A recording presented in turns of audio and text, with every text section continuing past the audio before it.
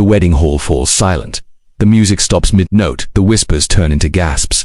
Adrian Carter, the city's most sought-after businessman, stands frozen at the altar, his hand clenched around the ring he was supposed to place on his bride's finger, but she's not there. His fiancée, Clara Evans, the woman he had trusted, adored, and defended from the world, has disappeared. The bridal room is empty. Her phone's switched off. Her bouquet lies abandoned on the vanity table, petals crushed under hurried footsteps. "Sir, she's gone," his assistant whispers, voice trembling. "She left a note." Adrian takes the note, his pulse pounding so hard it almost drowns out the words. "I'm sorry I can't marry you. Don't look for me." The room tilts. The guests murmur. Cameras flash. Somewhere in the distance he hears someone say, "She ran away with someone else." The humiliation hits like a bullet. Every pair of eyes turns to him, the billionaire who got left at the altar, the one who couldn't even keep his bride. He doesn't speak. He doesn't move. His jaw tightens, eyes dark with a kind of anger that doesn't explode. It freezes. Hours later, the hall is empty. Reporters camp outside, the internet already tearing him apart with headlines like "Cold-hearted CEO gets dumped before wedding and runaway bride scandal rocks the Carters." Inside the mansion, Adrian sits alone in the dark. Champagne glasses still glitter on the table, untouched. His tuxedo jacket lies discarded across the couch. And then, there's a knock on the door. He looks up. Standing there, drenched from the rain, is Isabella Evans, Clara's younger sister. She looks nothing like Clara. Where Clara was polished and charming, Isabella is quiet, grounded, and tired of living in her sister's shadow. "Adrian," she says softly, her voice trembling. I'm so sorry. Karuche didn't mean." He cuts her off. "Where is she?" "I don't know. She left this morning. She didn't tell anyone where she was going. I tried to stop her. I swear." His eyes narrow. "She left you to deal with her mess, like always." Isabella looks down, guilt flickering across her face. "She was scared. She said she couldn't live under your control." Control. His laugh is bitter. "Everything I did was for her. She wanted a perfect life, and I gave it to her. She wanted fame. I gave her the spotlight. She wanted power. I gave her my name, and now she takes it all and throws it away. For what? Love." Isabella's voice is barely above a whisper. "She said she met someone who makes her feel free." Adrian's jaw clenches. "Free? You mean reckless?" The silence between them is sharp. Rain beats against the windows. Then Adrian stands, eyes burning with something colder than heartbreak fury. "Fine, if she wants to ruin my name, my company, my life, I'll make sure she regrets it." "Adrian, don't." He turns to her, eyes dark and unwavering. "You're her sister." She frowns. "What does that have to do with marry me?" The words hang in the air like a weapon. "What?" Isabella stares at him, stunned. "You heard me," he says, stepping closer. "Marry me today, Adrian." "That's insane, is it? You think the world won't talk when her sister becomes Mrs. Carter overnight? You think Clara won't feel it when she realizes I replaced her with you?" Her breath catches. "You're not thinking straight." "Oh, I'm thinking perfectly," he says, voice low, dangerous. "She wanted drama. I'll give her a story the whole world will choke on." Isabella shakes her head, tears welling up. "You don't love me." "I don't need to," he snaps. "I just need you to say yes." She stares at him, the man who once smiled so gently at her during family dinners, now standing like a stranger. And what happens when she comes back? He doesn't blink. Then she sees what she lost. She turns away, her hands trembling. "This isn't right." He steps closer, his tone softening, manipulative. "You've always lived in her shadow, haven't you, Isabella? Always the second choice, the quiet one, the one no one sees, but marry me, and for once you'll be the one they look at." She closes her eyes. His words cut deeper than he knows. Because for years, she has been invisible, compared, overlooked, forgotten. And now, here he is, offering her a crown made of vengeance. "I don't want to hurt anyone," she whispers. He leans closer. "Sometimes to survive, you have to stop caring who gets hurt." Her tears fall silently, and then, she nods. The next morning, the tabloids explode with a new headline: "Runaway bride's sister marries billionaire groom in shocking twist." The internet goes wild. Comment sections flood with outrage, gossip, fascination. Some call her a betrayer. Others call him ruthless, but no one knows the truth that beneath the surface of revenge and scandal, something far more complicated is beginning to take root. Because when the wedding photos are published, showing Isabella in Clara's abandoned gown, standing beside Adrian with a fragile smile and haunted eyes, the world sees a scandal. But behind the camera, when their hands accidentally touch for the first time, both of them feel something they can't explain. A spark neither of them wanted. A spark neither of them can control. The mansion that once buzzed with wedding celebrations is silent now. No music, no guests, just the echo of what should have been replaced by whispers of scandal and the rustle of tabloid pages. Isabella sits by the window in her wedding dress, her reflection blurred against the storm outside. The ring on her finger glints under the dim light, heavy, cold, and nothing like the dream she once had about love. Downstairs, Adrian signs a contract with his lawyer, his voice clipped, emotionless. "It stays strictly legal. No press interviews without my approval." and she keeps her maiden name in all business matters. His lawyer hesitates. Sir, that might complicate. Just do it. He closes the folder with a snap. The rage hasn't faded, it's evolved. Sharper, quieter, the kind of anger that doesn't shout, it plans. When he finally walks upstairs, Isabella is still sitting where he left her, staring out at the storm. You should change, he says flatly. She turns her head slightly. Into what? Your idea of a wife. He stops, his jaw tightening. Into someone who doesn't look like she regrets every decision she's ever made. She stands, eyes flashing. You think this is easy for me? The world hates me right now, Adrian. They think I betrayed my sister, my family.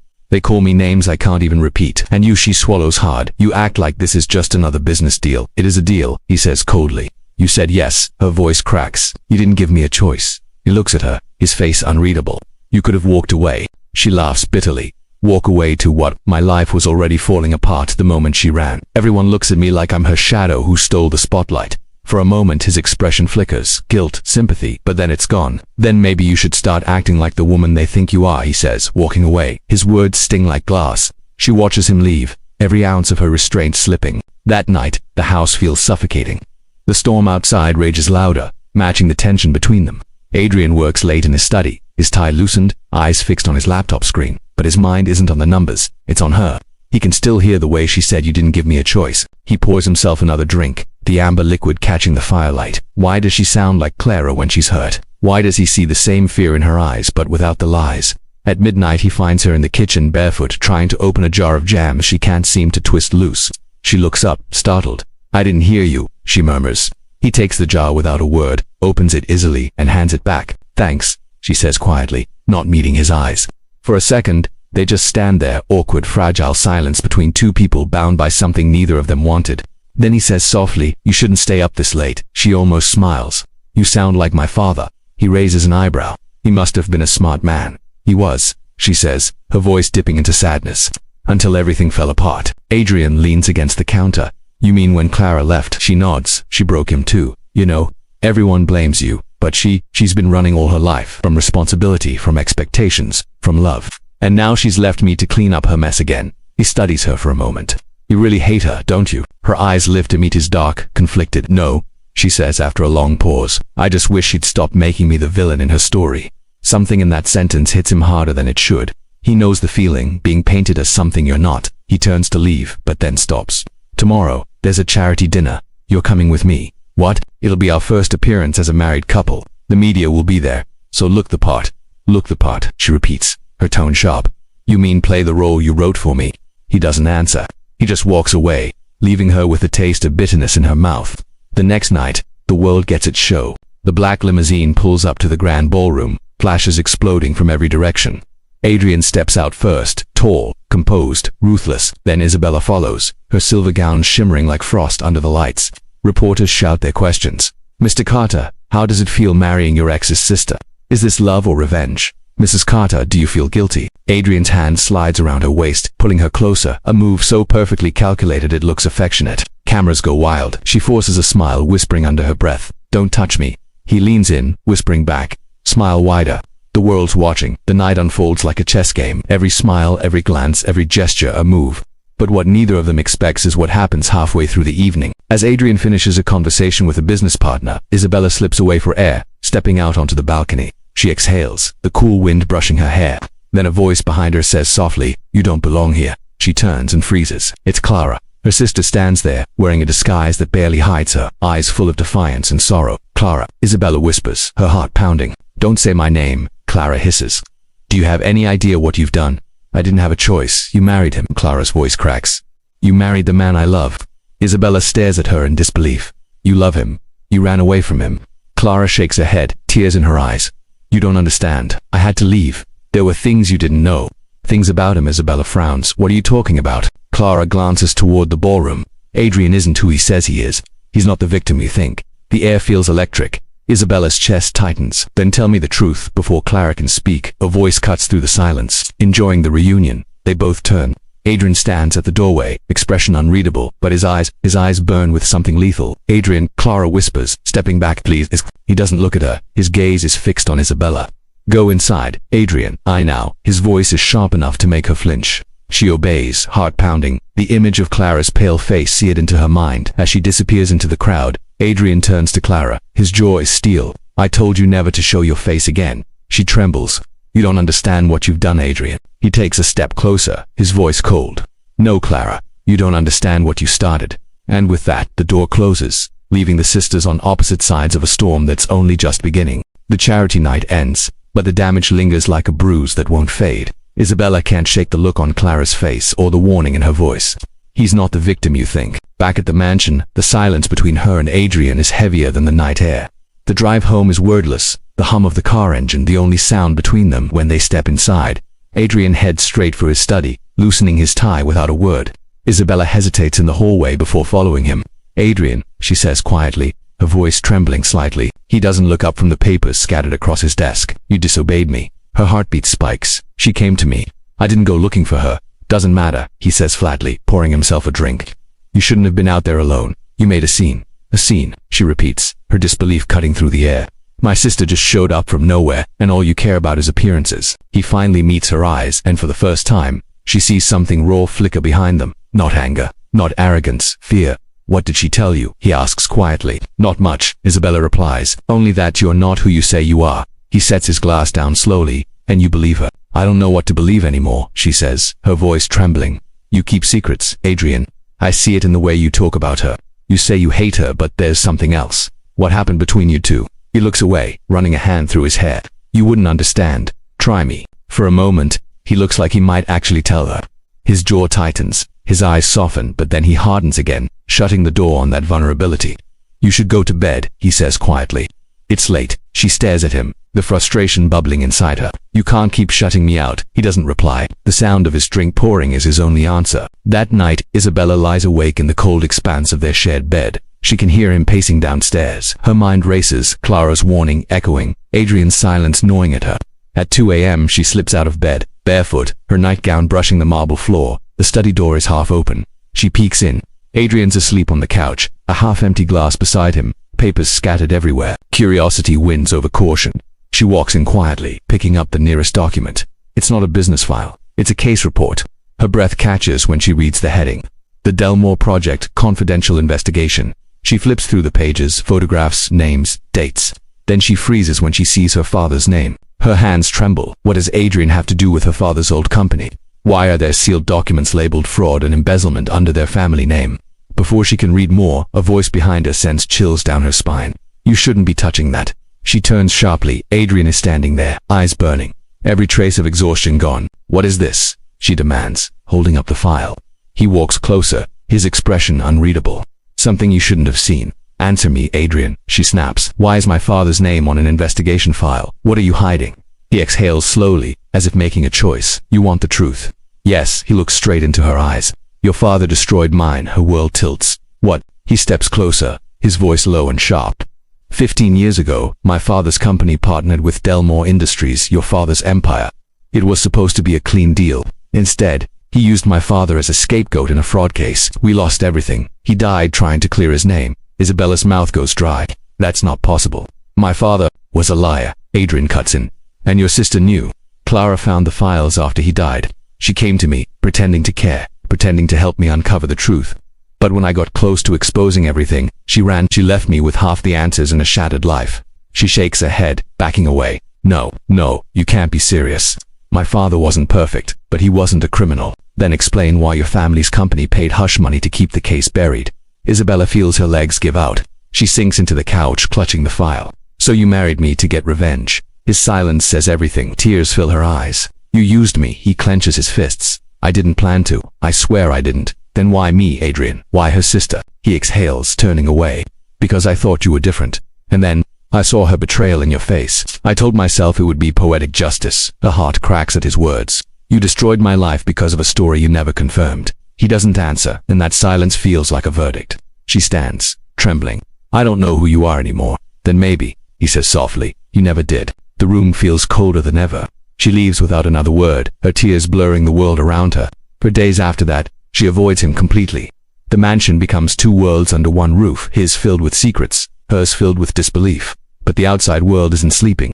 News spreads like wildfire. Someone leaks a photo of Clara outside the charity gala. Headlines explode. Adrian Carter's missing ex-fiancée returns. Wife or sister? Who does he really love? Paparazzi camp outside the gates. Investors start questioning his motives. The empire he built on precision and power begins to tremble under the weight of scandal. Isabella watches it unfold from her phone, a mix of guilt and confusion twisting inside her. Clara's voice won't stop replaying. He's not who you think. Late one night, she gets a text from an unknown number. Meet me tomorrow. You deserve to know the real truth. See her hand shake as she reads it. She glances toward the dark hallway where Adrian's shadow passes under the study light. For the first time, she realizes she's living with a man whose past might not be as simple as revenge. And tomorrow, she's about to find out if the man she married out of chaos is a victim of betrayal, or the architect of it. The next morning feels different. The mansion, usually humming with quiet luxury, feels like it's holding its breath. Isabella can feel it in the walls, in the way the maids avoid eye contact, in the way Adrian doesn't come down for breakfast. Something is about to break, she can sense it. Her phone buzzes again, the same message from Clara. Meet me at the old chapel, noon, come alone. Her hands shake slightly as she sets the phone down. The old chapel, the one her family used to visit as children, long before fame and money twisted everything. It's secluded, forgotten, quiet, perfect for secrets. She glances toward the staircase. Adrian's study door is closed. She knows he's in there. She can hear faint voices through the wood, probably on another call with his lawyers or the PR team trying to control the media storm. Isabella grabs her coat, her keys, and slips out quietly before her courage fades. The road to the chapel winds through thick pines, the sky heavy with clouds. It's been years since she's been here. The air smells of wet earth and nostalgia, a painful kind. When she finally steps inside, the place looks like time forgot it. Dust on the pews, cobwebs hanging from the corners, stained glass fractured but still beautiful when light hits it. Then she hears footsteps. Isabella. Clara's voice is soft, trembling. She steps out from the shadows wearing a dark coat and a scarf that hides half her face. Her eyes once bright with charm are hollow, hunted. Clara. Isabella breathes. You shouldn't be here. He's looking for you. Clara shakes her head. I don't care. You need to hear the truth before it's too late. Isabella's pulse quickens. Adrian told me everything about her father. About what happened to his family. Clara flinches. And you believed him. I don't know what to believe anymore, Isabella admits. He showed me files, Clara documents with Dad's name on them. Evidence. Clara steps closer, pulling something from her bag. A small envelope, sealed, yellowed, with age. Then you should see this. Isabella hesitates before opening it. Inside are old photographs, her father, Adrian's father, and a third man she doesn't recognize, standing in front of a construction site. There's also a handwritten note. We took the fall for you, Robert. I hope your conscience lets you sleep. Thomas Gray. Thomas Gray, Isabella whispers. That's Adrian's father. Clara nods. Yes, but that note, that's the real story. Dad didn't frame him. Isa. They were partners in a government project that went wrong. It was Thomas who falsified the documents. Dad took the blame to protect the company and our family. Isabella's breath catches. That can't be true. Adrian said his father died trying to clear his name. Clara's voice breaks. He did because he couldn't live with what he'd done. I found that note after he died, but when I tried to show Adrian, he refused to believe me. He thought I forged it to protect Dad. He called me a liar, a manipulator, and when I realized how far his anger would go, I ran. Isabella's hands tremble around the paper. So all of this, the marriage, the revenge, it's based on a lie. Yes, Clara says, tears streaming down her cheeks. And now it's spiraling out of control. Adrian's not the same man I knew. He's darker now. I don't think he'll stop until he's destroyed everything connected to our family. A sound outside makes them both freeze. Footsteps, heavy, deliberate. Clara's eyes widen in terror. He followed you. Isabella's heart lurches. She rushes to the door and there he is. Adrian, standing in the doorway, his coat soaked from the rain, his expression unreadable but his eyes burning. So this is where you've been sneaking off to. Adrian, please, Isabella says, stepping forward. Just listen, listen. His voice is low, controlled, but it cuts like glass. You lied to me. You went behind my back. Again, Clara steps in front of Isabella. Don't blame her. I asked her to come. Adrian's gaze snaps to Clara, and for a brief second, his mask cracks. There's fury, yes, but also something else. Pain. I told you, he says, through gritted teeth. You should have stayed gone. I couldn't, Clara whispers. Not when you're ruining yourself over something that isn't true. He laughs, a hollow, broken sound. Not true. My father died a ruined man. My family lost everything. Because he was guilty. Adrian, Clara cries. Your father forged the numbers. He was the reason the deal collapsed. Lies. He roars, slamming his hand against a pew, the wood splintering under his palm. You expect me to believe that? After you betrayed me, after you left me at the altar without a word. I left, she says softly, because I found that letter. Because I knew if I told you, you'd never forgive me for your father's sins. The rain beats harder against the windows. Thunder echoing through the chapel. Isabella stands between them now, her voice shaking but strong enough. Both of you. She looks at Adrian. If you want to destroy me, do it. But stop pretending this is justice. It's vengeance. You're punishing ghosts, Adrian. And the worst part, you're becoming exactly what you hate. He stares at her, her words hitting something deep inside him. His breath catches, his eyes flickering with confusion and pain. Do you think I wanted this? He whispers. Do you think I wanted to fall for you? Her chest tightens. Then stop treating me like collateral damage. For a long moment, no one speaks. The only sound is the storm raging outside. Then suddenly, headlights cut through the chapel's windows. A car screeches to a halt outside. Clara's eyes widen. We have to go. Adrian frowns. The doors burst open, and two men in dark suits step inside. They're not reporters, not police. They move with the quiet precision of professionals. One of them nods to Adrian. Sir, we found the leak. Someone's been feeding your competitors your files. They traced it back to her. He points straight at Clara. Adrian freezes. What? Clara's face drains of color. That's not true. I swear I didn't. But Adrian's expression has already shifted, that cold, dangerous mask snapping back into place. Get her out of here, Adrian. No. Isabella screams, rushing forward as the men grab Clara's arms. Clara struggles, crying out, Isabella, you have to believe me. He's not who you think he's working with. Her words are drowned out as they drag her outside into the rain. Isabella tries to follow, but Adrian steps in her path, his voice sharp. Don't. She looks up at him, soaked in tears and disbelief. You said you wanted the truth, and when it came to you, you buried it. He turns away, his face unreadable. Sometimes the truth is the most dangerous thing in the world. The rain outside grows heavier, swallowing Clara's cries into the storm. Isabella stands there, her heart breaking as the man she thought she might save turns into someone she no longer recognizes. But deep down, one thing becomes clear. If Clara's warning is real, Adrian isn't just fighting ghosts of the past. He's trapped in something much bigger, darker, and far more dangerous than revenge, and Isabella knows. The next move is hers.